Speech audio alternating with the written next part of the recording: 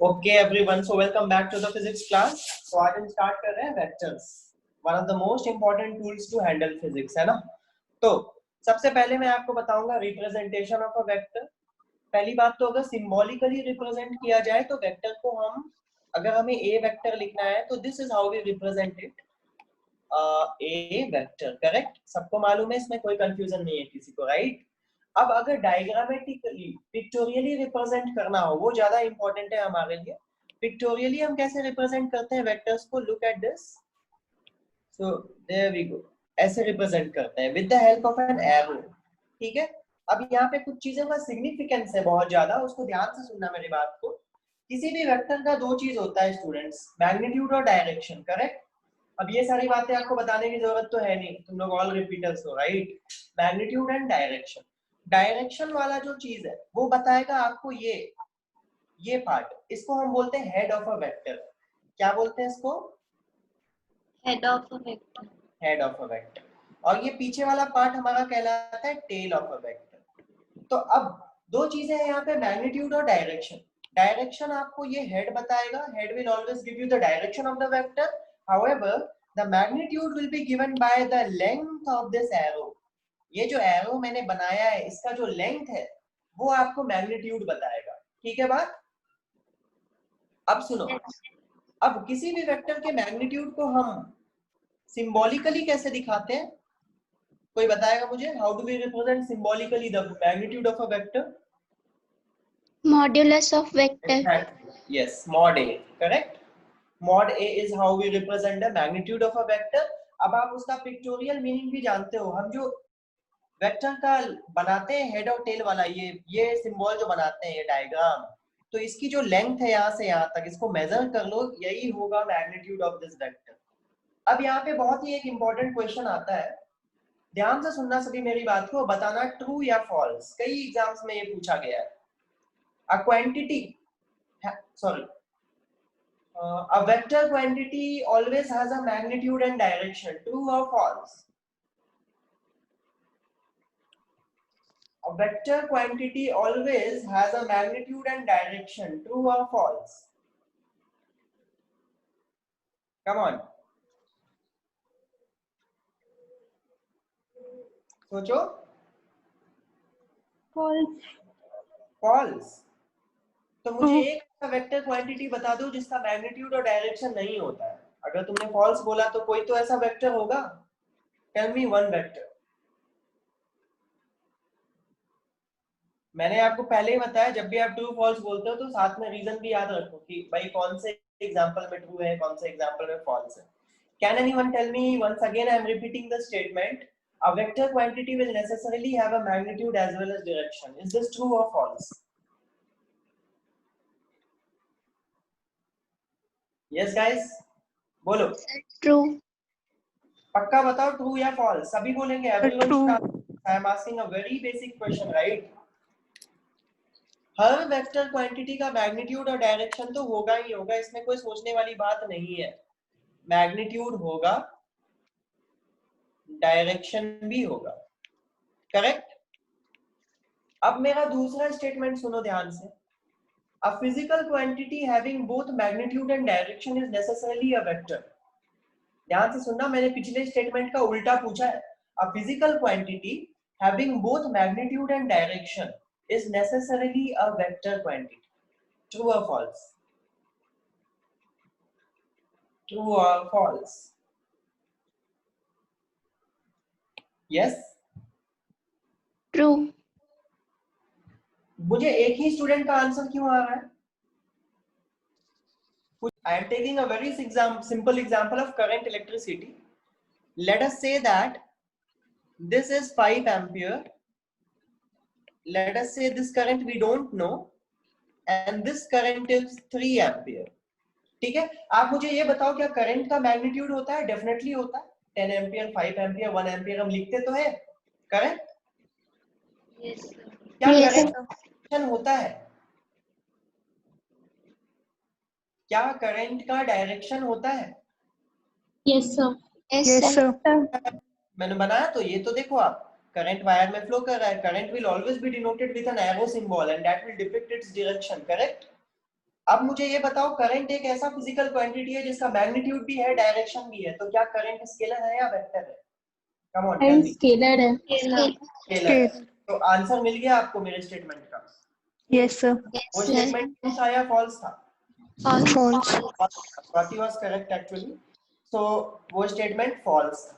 Fine, ध्यान से सुनना, फिर से रिपीट कर रहा हूं। A vector quantity will always have a magnitude and direction, but the converse is not true. A physical quantity that will have magnitude and direction need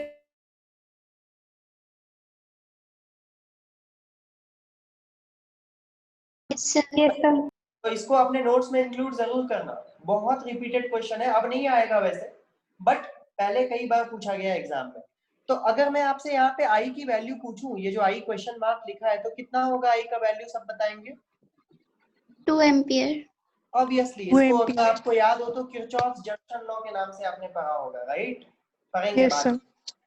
अभी ध्यान से सुनना, how did you find out this value? You actually did this, 5 equal to I plus 3, correct? Yes sir. So I is equal to 5 minus 3, that is equal to 2. Actually ये जो आपने operation यहाँ पे perform किया है, ये वाला operation, मुझे ये बताओ, ये स्केलर ऑपरेशन है या vector operation? Scalar. Scalar addition, correct? Yes sir. तो अब ध्यान से सुनना मेरी बात को, फाइनल स्टेटमेंट सुनना, सब चीज का कंक्लूजन है ये। एक फिजिकल क्वांटिटी को आप वेक्टर तभी बोल सकते हो जब उसके पास मैग्नीट्यूड हो, डायरेक्शन हो, ये दोनों होना चाहिए। बट एक और कंडीशन है, that the quantity should follow vector laws of addition. बात समझ में आ रही है? Yes sir. अगर क्वांटिटी के पास मैग्नीट्यूड है, डायरेक्शन है, but if it is following scalar addition, then it is a scalar quantity. So tell me, 3 conditions are required for a physical quantity to qualify for a vector, या 2 conditions? 3 conditions. 3 conditions, ध्यान रहेगा? तो तीसरा Yes, condition मैं आपको लिख रहा हूं, बहुत important, should follow, should obey actually, should obey vector addition, vector laws of addition. अब वेक्टर लॉज ऑफ एडिशन क्या है पढ़ेंगे बाद में, 3 तरह के लॉ पढ़ने हैं हमें, triangle law, parallelogram law and polygon law of vector addition, ठीक है? तो आज के बाद इस बात में कंफ्यूजन नहीं होना चाहिए। अच्छा, एक और एग्जांपल मैं पूछूंगा तुम लोगों से यहीं पे, मैं देखता हूं आप कितने लोग सही बताते हैं। Pressure, pressure is force upon area, correct? Yes sir. सही बात है, बिल्कुल सही बात है। अब मुझे ये बताओ कि force is a scalar quantity और वेक्टर क्वांटिटी? Vector. चलो द वेक्टर, बहुत बढ़िया। अब मुझे ये बताओ कि area is a scalar quantity और वेक्टर क्वांटिटी? Scalar. क्वांटिटी, ठीक है चलो। हालांकि आगे जाके आपको मैं गॉस लॉ में पढ़ाऊंगा कि एरिया भी वेक्टर होता है। याद करो, गॉस लॉ में कुछ एरिया वेक्टर नाम का कुछ पढ़ा था? Yes sir. बाद में बताएंगे उसको, अभी छोड़ दो, गॉस लॉ आने दो। अभी फिलहाल के लिए एरिया स्केलर है हमारे लिए। तो मुझे ये बताओ कि अब vector quantity divided by a scalar quantity is what students? Vector upon scalar क्या होता है? Yes yes yes, what is a vector upon scalar? कुछ दिन पहले, कल तुम लोगों ने ही बताया था, vector into scalar is vector, बोला था ना कल, एक क्वेश्चन आया था, याद है? Yes sir. आज मैं पूछ रहा हूं कि वेक्टर अपॉन स्केलर क्या होगा? Scalar. स्केलर होगा, ठीक है चलो मान लिया तुम्हारी बात। Force upon mass is equal to acceleration, force is vector, mass is scalar, acceleration क्या होगा? एक्सीलरेशन स्केलर होता है या वेक्टर होता है? Vector. कैसे बोला अभी यहाँ पे? मैं आपको क्या बोलता हूँ, बार बार रिपीटेडली मैं फिजिक्स में बोलता हूँ, चीजों को रिलेट करना स्टार्ट करो। जब भी मैं कोई क्वेश्चन पूछता हूँ ना, तो कोई एग्जांपल जो दिमाग में सबसे कॉमन एग्जांपल है उसको ले लो and try to analyse. Now tell me, vector upon scalar is what? Vector. पक्की बात? Yes sir. Vector upon scalar is actually a vector. In that case ये प्रेशर क्या है, वेक्टर या स्केलर? Pressure scalar है। तो फिर कैसे, गलत हो गया ना, कुछ तो गलत है कहीं। अभी मैंने यहाँ पे प्रूफ किया that vector upon scalar is a vector. अब तुम बोल रहे हो force is a vector, of course it is a vector, area is scalar quantity, area क्या है, स्केलर क्वांटिटी है, तो उस रूल के अकॉर्डिंग तो प्रेशर क्या होना चाहिए, वेक्टर, लेकिन प्रेशर क्या है, स्केलर। स्केलर। अब क्या गलत है आप बताओगे मुझे, एरर कहाँ पे है, टेल मी, ध्यान से समझना। एक छोटा सा सर्कुलर एरिया है, सभी देखेंगे, इसका एरिया है 2 मीटर स्क्वायर। अब इस एरिया पे हमने क्या करा, हमने एक फोर्स लगाया है ऐसा, force equal to 10 Newton. Tell me how much pressure is being exerted on this area? How much pressure is being exerted on this area? 2. How much? Force upon area, that is 5. Sorry. And the unit is Newton per meter square. ठीक, कोई problem नहीं है इसमें। अब मैं question को करूंगा change. अब ध्यान से बताना मुझे, ये देखो फिर से वही सर्कुलर एरिया, जिसका एरिया अगेन है हमारा, कितना लिया था हमने, 2 लिया था, तो 2 ही लेते हैं। बट इस बार हमने फोर्स लगाया है ऐसा, ध्यान से देखना फोर्स को, force is acting parallel to the plane of the circular area. मतलब अगर ये एरिया है ना मेरा हाथ, तो फोर्स को हम ऐसे लगा रहे हैं, this is the force acting. Tell me how much pressure this force is going to act. क्या फिर से आंसर 5 होगा? No sir. कितना होगा? 0. 0 होगा। आप सोचो ये मेरा हाथ है, ये फोर्स हम ऐसे लगा रहे हैं tangential to the plane of the area. तो आप ये बताओ कि ये फोर्स कोई भी प्रेशर जनरेट करेगा मेरे हाथ पे? No sir. नहीं करेगा, करेगा नहीं करेगा, राइट? समझ में आ रहा है सबको? Pressure is 0। अब मेरा लास्ट एग्जांपल जो आपको पूरी कंप्लीट अंडरस्टैंडिंग देगा इस चीज का, तो फिर से वही एरिया लिया हमने, area equal to 2 metre square, but इस बार हमने फोर्स कैसे लिया है, ध्यान से देखना। This is the dotted line is the perpendicular to the plane, but this time we are taking force like this. अरे यार ये क्या, 1 second, hold on guys. The area is this one. This is the perpendicular on the area, but the force is acting like this. Look at the force. Force is again 10 Newton, students. ये वाला जो angle है ये 60 degree है। अब आप मुझे ये देखो, अगर आप रिपीटर नहीं होते, 11th में होते, तो ये पर्टिकुलर कॉन्सेप्ट में आपको रिजोल्यूशन ऑफ वेक्टर्स के बाद पढ़ा था, जो कि हमारा 3rd स्लाइड है, रिजोल्यूशन ऑफ वेक्टर। बट आपको इतना बेसिक नॉलेज है, आप लोग रिपीटर हो, राइट? तो आप मुझे ये बताओ कि अब प्रेशर कितना होगा? जो सही बताएगा he will never make a mistake in this type of problems in fluid mechanics. Tell me, what will be the pressure now? Sir, F cos 60 upon A. Exactly. कौन आंसर किया? Sir, Pankhuri. Very good. 10 cos 60 divided by area. अब ऐसा इसलिए कि भाई ऐसे situation में हम फोर्स को 2 कंपोनेंट्स में ब्रेक कर देंगे, एक वर्टिकल कंपोनेंट और एक ऐसा कंपोनेंट जो पैरेलल टू द प्लेन हो। तो भाई वर्टिकल कंपोनेंट कितना होगा? 10 cos 60। अगर ये नहीं पता है कंपोनेंट ब्रेक करना तो कोई बात नहीं है, दूसरे स्लाइड में रिजोल्यूशन ऑफ वेक्टर पढ़ेंगे, वहां सीख लेंगे। बट आई होप सबको ये पता है ना? Yes sir. ये वाला कितना होगा फोर्स बच्चों? 10 sin 60, करेक्ट? तो 10 sin 60 को मैं 5√3 लिख सकता हूँ। अब आप इस फोर्स को भूल जाओ, जो रिजल्टेंट फोर्स था ना उसका कोई काम नहीं है, हमने उसको 2 पार्ट में ब्रेक कर दिया है, एक वर्टिकल और एक पैरेलल। अब मुझे ये बताओ, what is the pressure exerted by this component 5√3? ये 5√3 कितना? 0 लगा रहा है, because 5√3 is parallel to the plane of the disc. But ये वाला जो कंपोनेंट है ना, ये प्रेशर जनरेट करेगा, and that pressure would be written as 5/2, या फिर सीधा 10 cos 60 upon 2, that is 2.5 newton per metre square. क्या मेरी बात सबको क्लियर है? Yes sir. Yes, sir. आ गया? तो एक्चुअली एरर कहाँ पे था ना स्टूडेंट्स?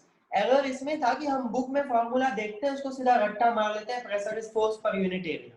अब उसके बाद आपको मैं बताऊं, ये एक ऐसा क्वेश्चन है जो आप तो बीटेक करने वाले हो नहीं, ये सब all are NEET students, right? ऐसा क्वेश्चन है जो बीटेक टाइम इंटरव्यूज, जॉब के इंटरव्यूज में भी पूछ लिए जाते हैं। आप सोचो एक इंजीनियरिंग करा हुआ स्टूडेंट कई बार 80% टाइम नहीं बता पाता है, जिसे ढंग से पढ़ा नहीं है। आप सोच रहे हो इतनी सिंपल सी चीज है बट इसमें गलत कर देता है। केवीपीवाई में ये क्वेश्चन पूछा गया था फ्यू इयर्स बैक। तो अब मैं आपको बताता हूँ कि हमें याद क्या करना चाहिए। हमें इसको नहीं रटना है, ये एक्चुअली इनकम्प्लीट है। टू बी मोर प्रिसाइज हमें याद ये रखना है कि जब भी वही प्रेशर निकालना हो तो फोर्स को मत लो, पूरे फोर्स को मत लो। फोर्स का वो कंपोनेंट लो जो प्लेन के परपेंडिकुलर हो या पैरेलल हो। टेल मी कौन सा कंपोनेंट लेना चाहिए? परपेंडिकुलर। तो क्या मुझे ऐसे लेना चाहिए? क्या ये फॉर्मूला रटना ज्यादा बेहतर है? ये फॉर्मूला आपको कहीं भी गलती नहीं कराएगा। तो जब आप परपेंडिकुलर कंपोनेंट लेते हो इस सिचुएशन में तो वो 5 है and 5 is completely a magnitude, right? तो एक्चुअली जो आप फोर्स ले रहे हो ना इस फॉर्मूले में, तो ये फोर्स पूरा फोर्स नहीं ले रहे हो, फोर्स का सिर्फ मैग्नीट्यूड ले रहे हो। और कौन सा मैग्नीट्यूड? वो मैग्नीट्यूड जो प्लेन के परपेंडिकुलर हो। तो अब आप ये बताओ कि किसी भी वेक्टर का मैग्नीट्यूड तो स्केलर होता है, correct? Magnitude of any vector is a pure number which is again a scalar quantity, correct? Correct or no? Yes sir. ये जो न्यूमरेटर आपको दिख रहा है ये भी स्केलर है, divided by another scalar is again a scalar quantity. This is the proper explanation. Is that clear to everyone? Yes sir. Yes sir. हम किसी को कोई भी डाउट है यहाँ पे? फ्लूइड मैकेनिक्स तक भूलोगे नहीं ना? No sir. बहुत यूज आएगा वहाँ पे। बहुत अच्छा। अब हम आगे बढ़ते हैं, वापस आते हैं वेक्टर्स। तो भाई हम क्या पढ़ रहे थे? हमने अभी तक क्या सीखा? एक रिकैप। वेक्टर क्वांटिटीज का मैग्नीट्यूड और डायरेक्शन तो होगा ही होगा, बट साथ में एक और कंडीशन होगी and which is one of the most important condition, that it should obey vector laws of addition and subtraction, correct? ठीक है। अब हम आते हैं, अगर किसी को नहीं पता है पैरेलल वेक्टर्स क्या होते हैं एक बार देख लेते हैं। But before moving to parallel vectors, I'll tell you one more important concept over here. ध्यान से देखना. Let us say this is a vector for us. ये अपना एक वेक्टर है, A वेक्टर, ठीक है? A vector. अभी ध्यान से सुनना, ये वेक्टर, ये देखो आप ध्यान से, ये वाला पार्ट है हेड और ये वाला पार्ट है टेल। अभी इस वेक्टर को मैं उठा के यहाँ से यहाँ ले जाऊं, देखो मैं शिफ्ट कर रहा हूँ वेक्टर को। मैं ऐसा नहीं कर रहा हूँ मैंने यहाँ से उठाया, उठा के ऐसा रख दिया, no. If I shift a vector from one point to another point without any change in its length and its orientation, the vector remains same and we call them free vectors. मतलब अगर आपके पास इस room में एक vector यहाँ पे रखा हुआ है ना, तो आप इसको ऐसे उठा के यहाँ ले जा सकते हो अपनी तरफ, मेरी तरफ, लेफ्ट, राइट, ऊपर, नीचे। ये वेक्टर चेंज नहीं होगा प्रोवाइडेड यू ओबे टू कंडीशंस। कौन से दो कंडीशन? एक तो आपको इसकी ओरिएंटेशन चेंज नहीं करनी है, मतलब शिफ्टिंग जो कर रहे हो ना, पैरेलल शिफ्टिंग करो, ऐसे उठा के ऐसे ले जाओ, ऐसा नहीं कैसे उठाया ऐसे रख दिया, गलत हो जाएगा। आप इसको पैरेलली शिफ्ट करो, it won't change. And another thing कि आप इसकी लेंथ को सेम रखो, because length of a vector represents the magnitude of vector. As long as you keep the length and orientation same, you are free to shift the vector throughout your three-dimensional space. क्या मेरी बात clear है? Yes sir. मतलब कभी कभी मैं क्या करूंगा, मैं इस वेक्टर को यहाँ से उठा के यहाँ ले जाऊंगा, इधर ले जाऊंगा, मेरी मर्जी में किधर भी ले जाऊंगा, ऐसे। आप देख सकते हो मैं शिफ्टिंग कर रहा हूँ, बट क्या पैरेलल हो रहा है शिफ्टिंग? यस और नो? पैरेलल लेके जा रहा हूँ, बिल्कुल। क्या मैंने इसकी लेंथ को चेंज किया? नहीं किया। तो ऐसा ऑपरेशन वेक्टर में अलाउड है and that is why we call a vector as free vector. क्या मेरी बात क्लियर है सबको? Yes sir. तो भाई हमारे पास, चलो ये बात क्लियर है, अच्छी बात है। हम एक और वेक्टर लेते हैं यहाँ पे। Let us take this vector, we have this another vector and let us call it B vector. और एक वेक्टर लेते हैं, let us call it C vector. So what is the relationship between A vector and B vector? Tell me. Parallel to each other. Of course, Length also A same. vector parallel to B vector, सही बोला। अच्छा C vector parallel नहीं है क्या A और B के? Parallel है sir. सी भी पैरेलल है। तो भाई पैरेलल वेक्टर की डेफिनेशन तुम क्या समझते हो?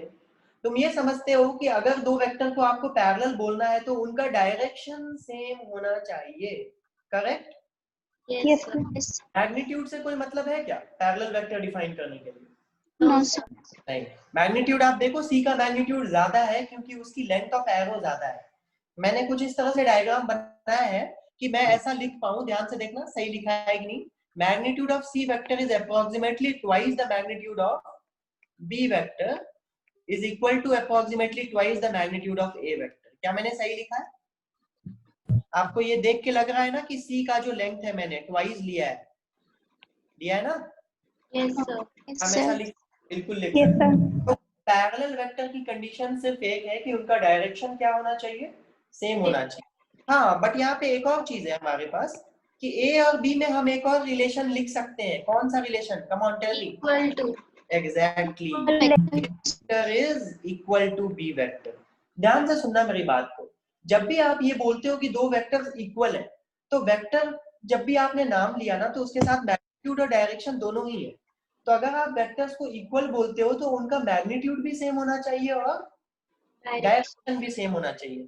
ऑब्वियसली तीनों वेक्टर्स की यहाँ पे डायरेक्शन सेम है, but magnitude will be denoted by length. आप ये देखो, क्या ए वेक्टर और बी वेक्टर का लेंथ सेम है? बिल्कुल सेम है। मैंने ऐसा बनाया है कि ए वेक्टर और बी वेक्टर का लेंथ सेम दिखे आपको। तो उन अंडर दैट कंडीशन मैं ये भी बोल सकता हूँ कि A vector is exactly equal to B vector. Correct है मेरी बात? Yes sir. अब मैं यहाँ पे आपको एक बहुत इंपॉर्टेंट प्रॉपर्टी बताने वाला हूँ पैरेलल वेक्टर्स की, जो कि एग्जाम में कई बार पूछे जाते हैं। बट मैं अभी इसका क्वेश्चन नहीं कराऊंगा आपको, क्वेश्चन तब कराऊंगा जब मैं आपको परपेंडिकुलर वेक्टर की कंडीशन भी बता दूंगा। तो ध्यान से सुनना, किसी भी दो वेक्टर को, अभी सुनना, अगर ए वेक्टर है हमारे पास, अगर हमने इस ए वेक्टर को किसी कांस्टेंट से मल्टीप्लाई कर दिया तो बताओ क्या वेक्टर का मैग्नीट्यूड चेंज होगा? If we multiply a vector by a positive constant, will the magnitude of vector change? Yes sir. No sir. Yes or no? No sir. No sir। ठीक है, चलो एग्जांपल लेते हैं। a vector equal to 2i cap. Don't worry, I cap J cap बता दूंगा मैं, वैसे जानते होगे आप लोग, राइट? तो मैं इसको किसी कांस्टेंट से मल्टीप्लाई कर देता हूँ, कांस्टेंट का वैल्यू 2 ले लेता हूँ। तो जब 2 से मल्टीप्लाई करेंगे तो k टाइम्स a वेक्टर कितना होगा? 2 इंटू 2 4i कैप। बताओ मैग्नीट्यूड चेंज हुआ कि नहीं? Yes sir. तो कैसे बोला तुम लोगों ने नो? मैग्नीट्यूड चेंज हुआ ना, ट्वाइस हो गया मैग्नीट्यूड, राइट? क्या डायरेक्शन चेंज हुआ? No sir. एग्जैक्टली, डायरेक्शन पहले भी आई कैप था, मतलब पॉजिटिव एक्स एक्सिस की तरफ, अभी भी आई कैप है। तो यहाँ से हम क्या सीखते हैं कि अगर हम किसी वेक्टर को एक कांस्टेंट से मल्टीप्लाई कर देते हैं तो क्या चीज चेंज होगा और क्या चीज चेंज नहीं होगा? Magnitude changes direction remains the same। तो क्या मैं इस प्रॉपर्टी को अभी बताना समझ में आया कि बी वेक्टर इज, अगर कभी भी B vector equal to k times a vector हो तो B vector where k is a constant, where k is the positive constant, मान लो अभी पॉजिटिव कांस्टेंट, क्या है इनके बीच का रिलेशन? ये कैसे वेक्टर हैं? पैरेलल वेक्टर्स हैं, करेक्ट?